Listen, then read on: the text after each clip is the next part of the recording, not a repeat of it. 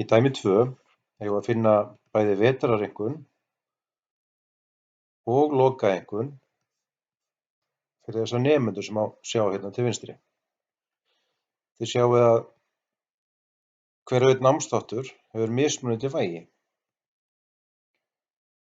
Og þurfum að taka það til greina þegar við finnum vetrareinkunn. Og bak við þetta er langur reikningur þó hann sé ekki endilega flókinn. En byrjum. Þegar það er jafnt. Þá tökum við þessa einkunn hérna sem að Georgina fékk fyrir undirbúning. Hún fær 5 í einkunn í námsþætti sem gildir 10%. Þá skulum við gera sinnum vægið á námsþættinum og þar sem ég ætla að draga hérna niður á eftir fyrir alla hina nemendurnar, þá ætla ég að festa gildið á námsþættis væginu. Svona. Svo er þetta plús næsti námsþáttur sem eru tímastílar, hún fær 5 þar líka.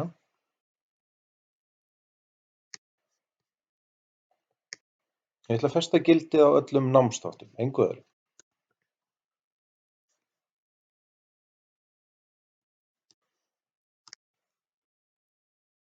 Plús næsti, þessi hér, sinnum námsþátturinn,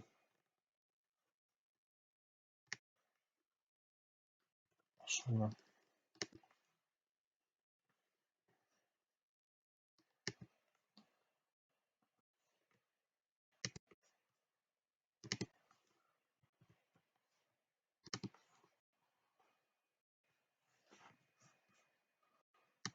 Svona.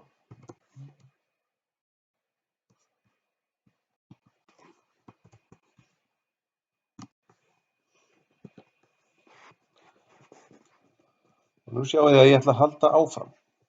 En útreikningurinn minn er orðinn fyrir að ég veit þó að þessi reitur hérna heitir J43. Þannig að ég ætla bara að skrifa hann inn.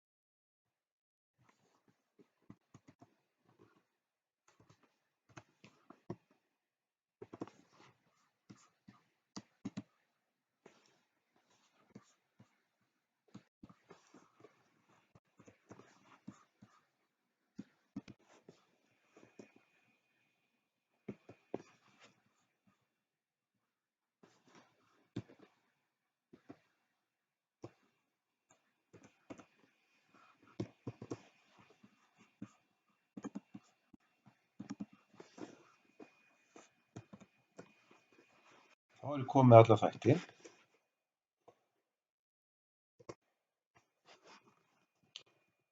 Og þá sé ég að hún fékk 6 í vetrareinkunn. Og nú get ég dregið niður fyrir alla hina.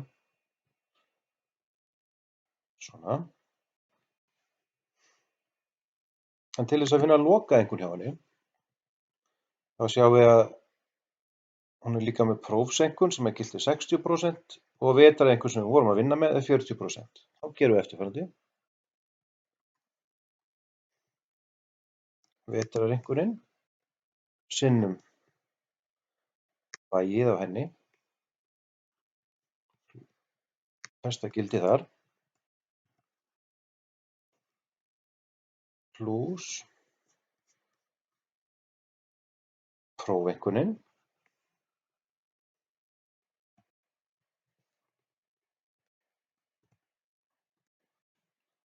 sinnum vægið á henni sem er 60% þarna, festum gildið á því líka.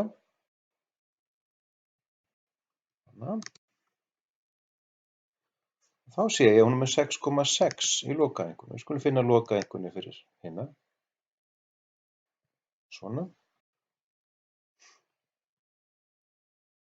Svo getum við fundið meðaltalið á vetrareinkunni. Það förum við bara hér. Average. Og nú sjáum við að Excel giskar á að þið ætla að finna meðaltalið á öllu þessu hér. Það er þó ekki alveg rétt. Þegar þú tekur líka vægið hérna á vetrareinkunni með, þá lagi ég það einfaldlega svona. Og það sem þið viljið gera nákvæmlega sama hér og hér, þá getið þið dregið til hliðar með svarta krossinum. Svona. Þá er daginn búið.